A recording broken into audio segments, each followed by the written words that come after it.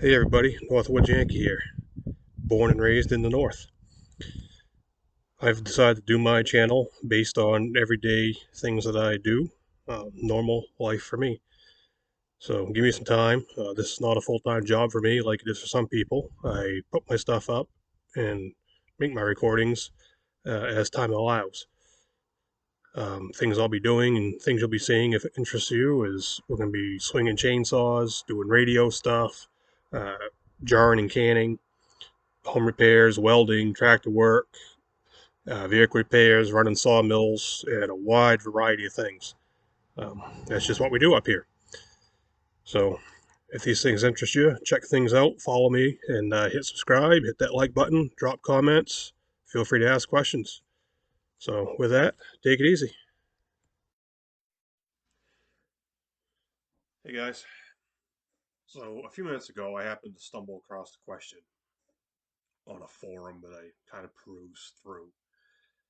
And some of the crap you see on there just boggles your mind.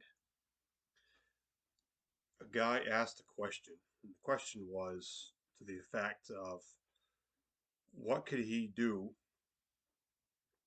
and use for equipment to be able to communicate for 500 plus miles without using communications networks. Okay. Apparently, his wife is 500 miles away from him on a regular basis. He didn't say circumstances, maybe that's how jobs work out or whatever.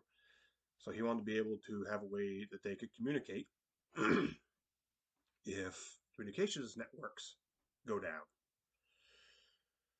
And he had mentioned something about ham radio, and he's obviously a newbie. He doesn't have a ham license, but he's heard about it. He mentioned it. So, right in his post, he mentions he wants communications that can go 500 miles reliably without using communications networks should they go down. Pretty plain and clear what he's looking to accomplish here, right? So the replies: buy a cell phone, buy a satellite phone. Okay, satellite phones rely on network communications, right? Yeah. Cell phones rely on network communications, right? They rely on infrastructure. Somebody else has control of that. Satellite phones can not work. Cell phones can not work. And other people, well, cell phones can, those networks are easier to restore than satellite networks if things go bad because, they're on Earth. So what? They can still crash and burn.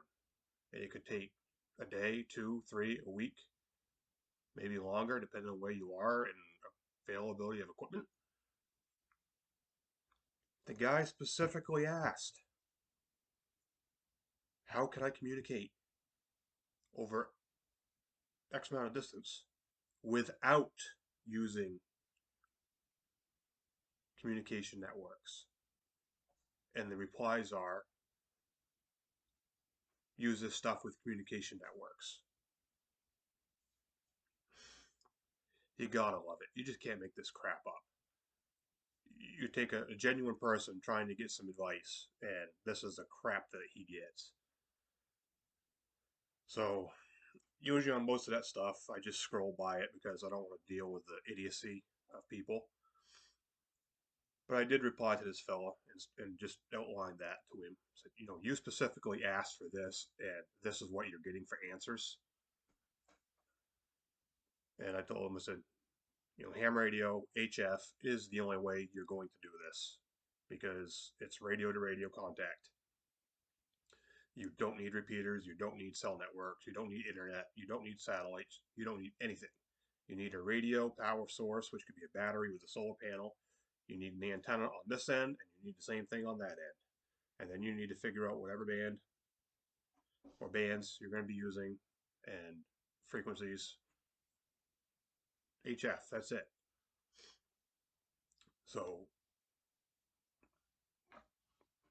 yeah, when the networks work, sure, satellite phones might work great. When systems aren't working, HF, that's that's your go-to for your distance. Even if ham repeaters should fail, HF. So something to think about.